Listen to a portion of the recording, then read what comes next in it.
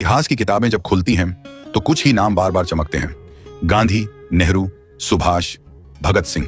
पर हर पन्ना पलटने पर एक सवाल चुभता है। कहां है तिलका मांझी? कहां है बिरसा मुंडा? कहां है टंटिया भील? क्या उनके खून में लाल रंग कम था? क्या उनकी आजादी की पुकार धीमी थी? नहीं, बल्कि सच यह है कि उनकी आवाज बहुत तेज थी, इतनी तेज कि ब्राह्मणवादी इतिहासकारों के कान फट जाते। तो उन्होंने किया, सच का गला घोंटा। उन्होंने लिखा वही इतिहास जिसमें सिर्फ ऊंच जातियों के नेता कुर्ता पजामा पहने सत्याग्रह करते दिखे। और उन बहुजन नायकों को क्या कहा?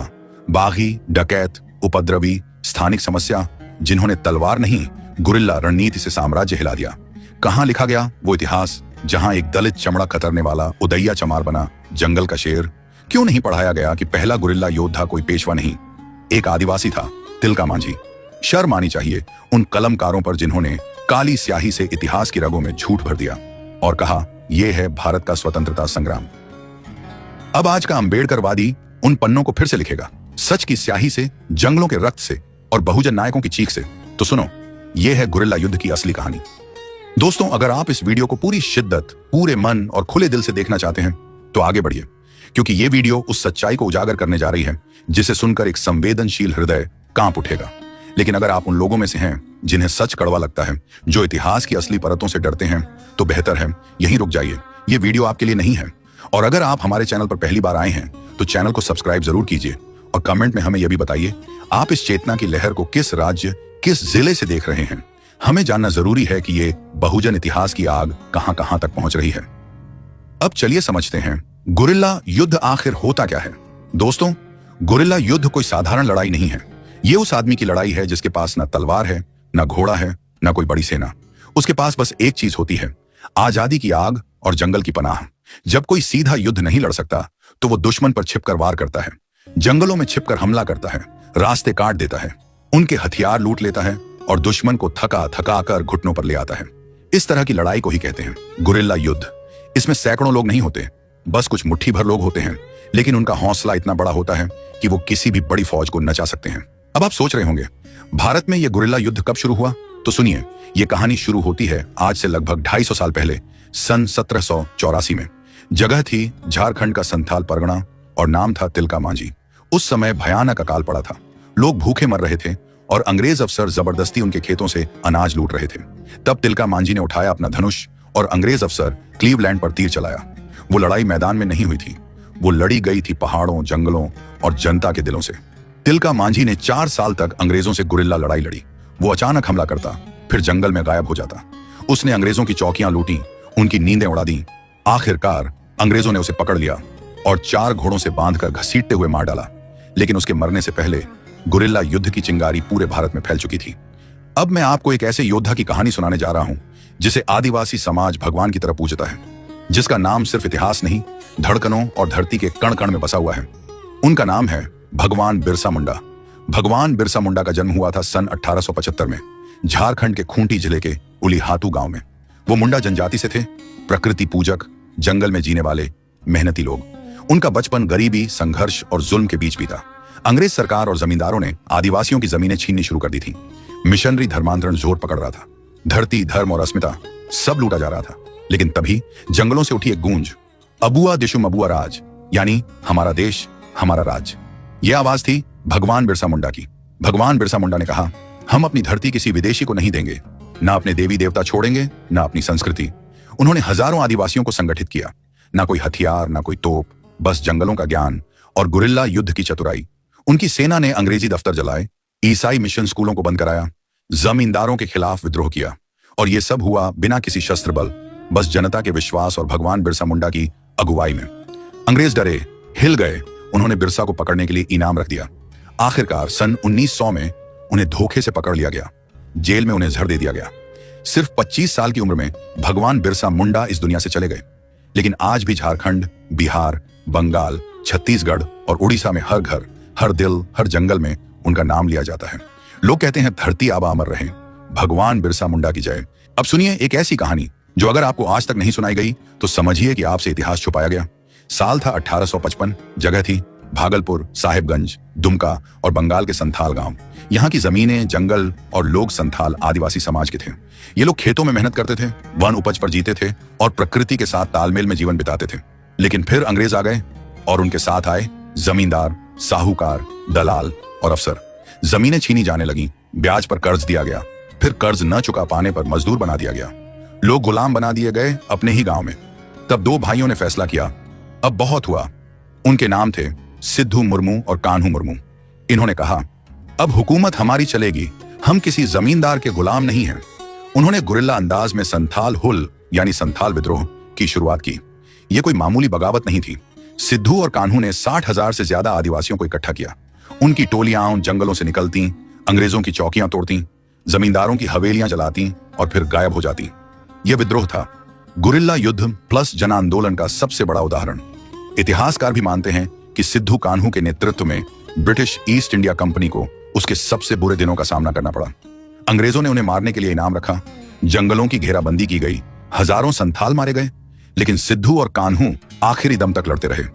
आखिरकार उन्हें पकड़ लिया गया।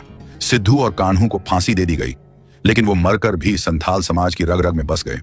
आज भी हर साल 30 जून को झारखंड और बंगाल में मनाया जाता है हुल दिवस, जो संथाल हुल की याद में होता है। लोग आज भी जयकारा लगाते हैं, सिद्धू कान्हू अमर रहें, हुल जोहार। दोस्तों, अब मैं जिन दो योद्धाओं की बात कर रहा हूं वो झारखंड के पलामू जिले से थे। उनका नाम था नीलांबर और पीतांबर। ये दोनों भाई चित्रपुर गांव के रहने वाले थे और चेरो जनजाति से थे। एक गौरवशाली आदिवासी समाज जिसकी अपनी जमीन, अपनी भाषा और अपनी आजादी की सोच थी। साल था 1857, जब उत्तर भारत से लेकर महाराष्ट्र तक अंग्रेजों के खिलाफ क्रांति की लहर दौड़ रही थी। मंगल पांडे ने बैरकपुर में बगावत की, झांसी की रानी ने लड़ाई छेड़ी और उसी समय झारखंड के जंगलों से नीलांबर और पीतांबर ने गुरिल्ला अंदाज में अंग्रेजी राज को चुनौती दी। उन्होंने पलामू के जंगलों को अपना किला बनाया। उनकी टोलियां रात में निकलती, अंग्रेजी काफिलों पर हमला करती, जमींदारों से छीनकर किसानों में अनाज बांटती और फिर छिप जाती। जंगल की हर छाया उन्हें जानती थी। उनका युद्ध कोई परंपरागत लड़ाई नहीं थी, यह था गुरिल्ला युद्ध, जिसमें अंग्रेज हर बार चौंक जाते थे। नीलांबर और पीतांबर ने अंग्रेजों की नाक में दम कर दिया। आखिरकार अंग्रेजों ने उन्हें पकड़ने के लिए पूरा पलामू छावनी में बदल दिया।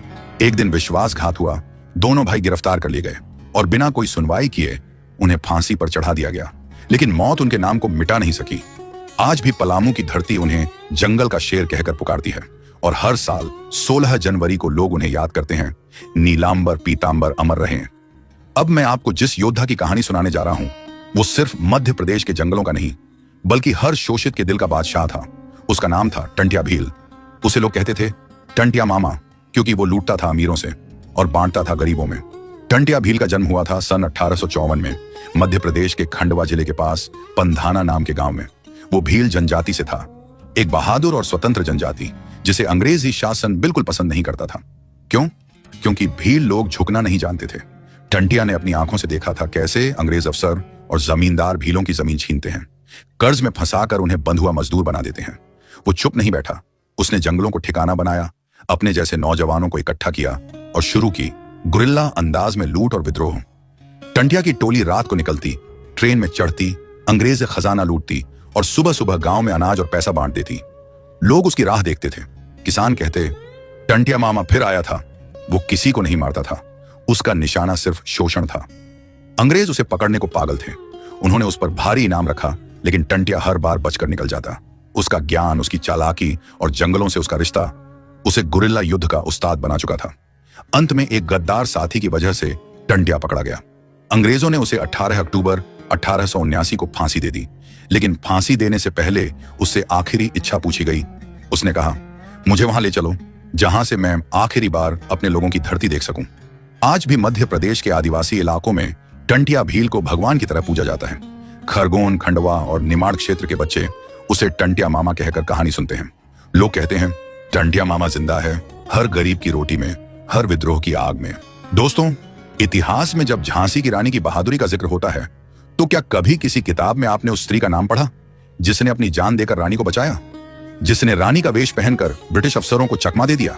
उसका नाम था झलकारी बाई। झलकारी बाई का जन्म हुआ था सन 1830 के आसपास उत्तर प्रदेश के झांसी के पास एक छोटे से गांव में। वो चमार जाति से थी, एक समाज जिसे हमेशा निचला, कमजोर और गुलाम समझा गया। लेकिन झलकारी बाई ने बचपन से ही तलवार चलाना, घुड़सवारी करना और निशाना लगाना सीख लिया था। क्योंकि शोषण के बीच पली थी तो डर नहीं जाना सीखा। जब झांसी की Rani Lakshmibai British East India Company से लड़ रही थी तब झलकारी बाई उनके सैनिक दल में शामिल हुई। धीरे धीरे उन्होंने ऐसा विश्वास और कौशल अर्जित किया कि रानी उन्हें अपनी परछाई मानने लगी। दोनों का चेहरा एक जैसा दिखता था और यही बाद में गुरिल्ला रणनीति का सबसे बड़ा दांव बना। साल था 1857। झांसी का किला अंग्रेजों ने चारों तरफ से घेर लिया था। रानी को किसी तरह से बचकर बाहर निकलना था।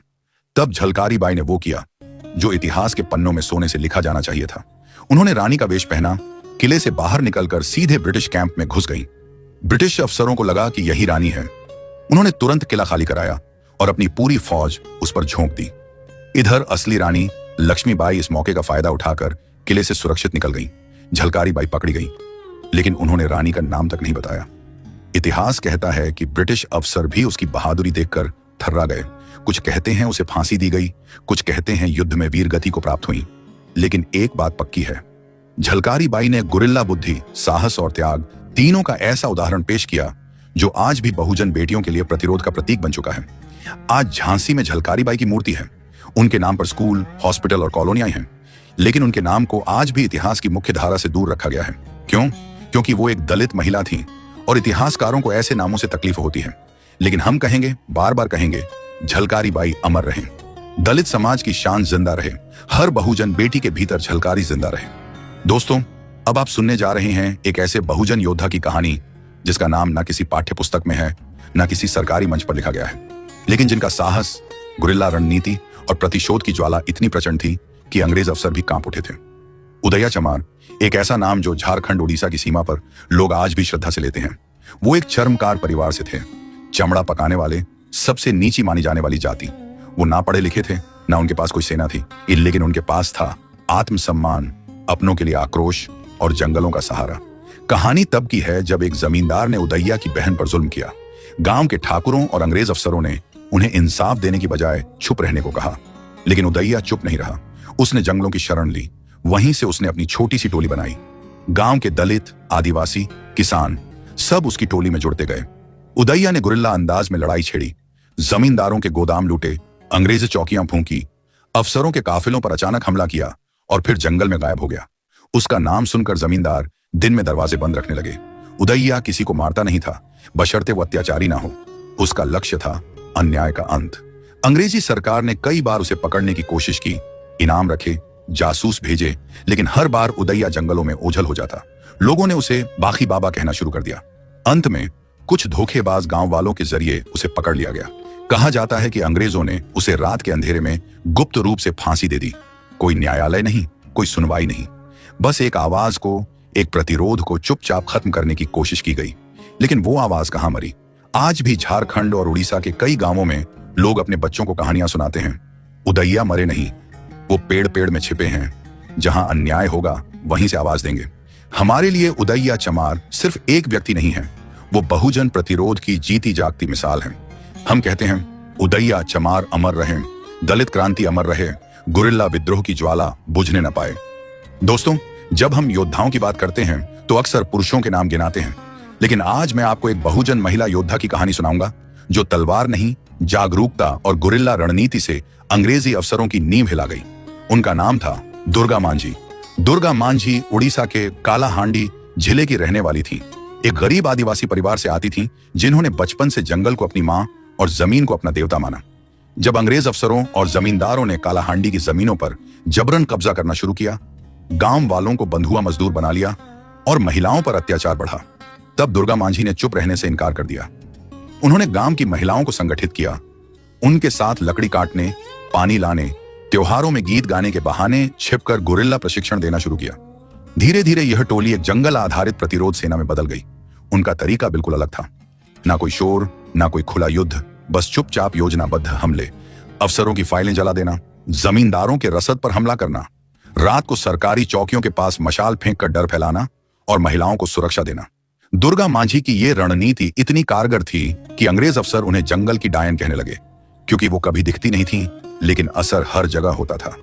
अंत में अंग्रेजों ने उनकी टोली को घेरने की कोशिश की, लेकिन दुर्गा मांझी और उनकी महिलाएं जंगल में बिखर गईं, कभी पकड़ी नहीं गईं। उनका कोई आखिरी दिन इतिहास में दर्ज नहीं है, क्योंकि वो किसी किताब में नहीं, हर बहुजन स्त्री की आत्मा में जिंदा है। आज कालाहांडी की महिलाओं में अगर आत्मविश्वास की चिंगारी है तो वो दुर्गा मांझी की विरासत है। लोग कहते हैं दुर्गा मांझी अमर रहें, हर बहुजन